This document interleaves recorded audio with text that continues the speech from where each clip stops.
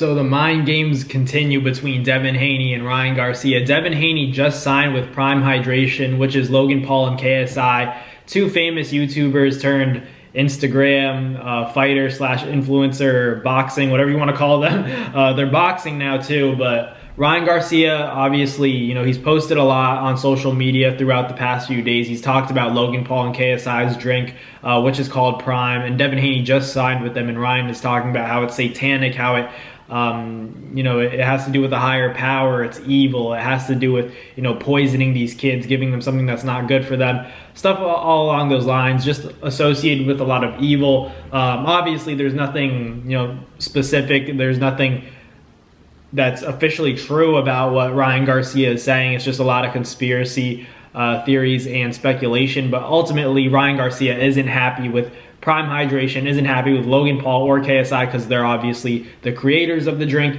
and then Devin Haney goes on to just sign with them, which obviously, and ultimately puts the icing on the cake. We heard about Ryan Garcia accusing Devin Haney of cheating, and this is kind of his response, signing with Logan Paul, making a lot of money. Don't get me wrong, if you guys don't know Logan Paul and KSI, they're going to get a lot of money for Devin Haney for sponsoring him and signing a deal. Devin's gonna get a bag, obviously, and then they just posted on their social media pages, Prime Hydration is supporting Devin Haney on April 20th against Ryan Garcia. So now it's basically Logan Paul and KSI supporting Devin Haney against Ryan Garcia, and Ryan Garcia obviously has yet to respond. I'm sure he's gonna come out with a lot of fire coming back at these guys because he's just not happy. And I think that this is all part of it. This is all part of promoting the fight. You say things and things get personal like they did. I was at the first New York press conference between Ryan Garcia and Devin Haney. Things did get hectic, but now it's just leveling up. It's intensifying every single time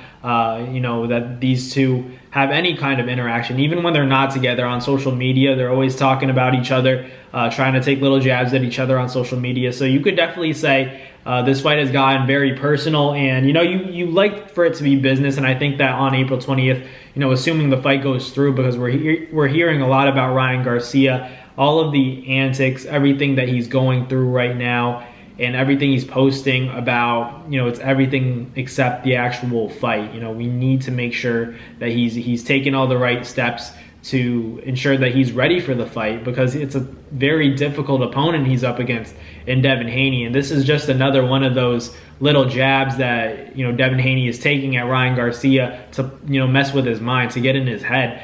And, Ryan Garcia has been doing it to Devin Haney, and this is just Devin Haney's way of retaliating. Devin got accused of cheating from Ryan. Ryan got accused of cheating from Tank, and it's all the same, and similar stuff. But this is getting very deep into, social media and Devin Haney partnering with Prime, and, Ryan Garcia is ultimately with Gatorade. So it's just a lot of competing, even outside of the ring. And I think it's good for both guys. Obviously, Ryan has his feelings about Logan Paul, KSI, and how, the Prime Hydration, as an entity, kind of functions and what they represent. He's not happy with that. He's anti-Prime for the most part, but it is what it is. I think it'll be an interesting fight no matter what. I really hope it goes through.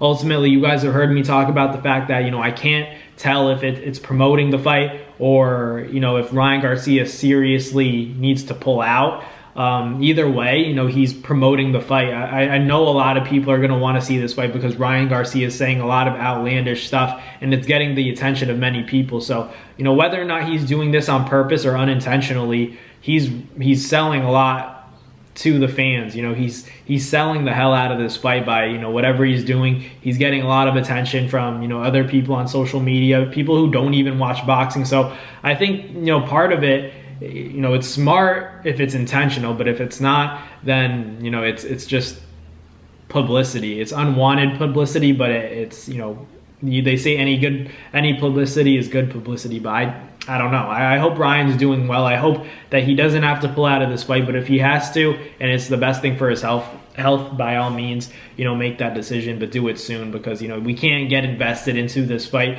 You can't let all the promotion go on for this fight, and then, you pull the cord on it, and then it just makes you look bad. I just think, Ryan Garcia has already put a lot out there, and no one expects him to win at this point, just because the cards were stacked against him already from the start. When Devin Haney and Ryan Garcia were signed to fight, I already, had the feeling, Devin should win that fight. Devin already has accomplished a lot. He's faced more credible opponents and has had success and, hasn't lost.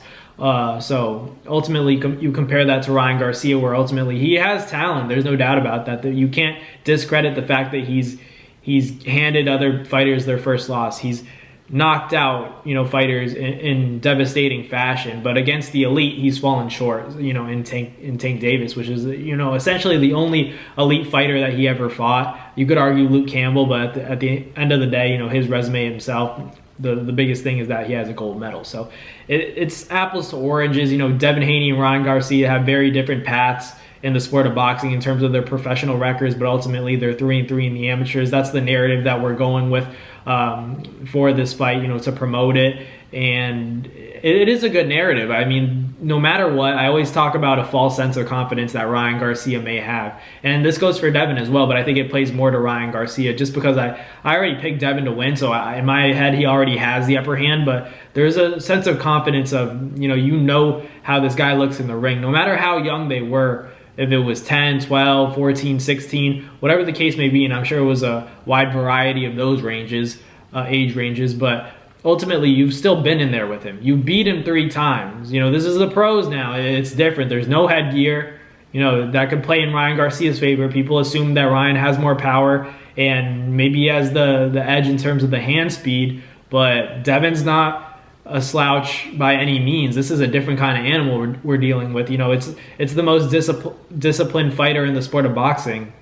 In my opinion, that's Devin.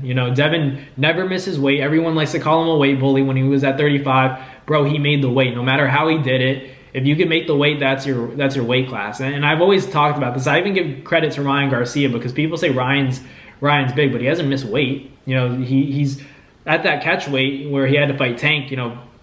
People like to say, Tank had to do the same thing, bro. You think Tank suffered as much as Ryan did making that 36-pound weight cut and then, only being able to rehydrate within 10 pounds?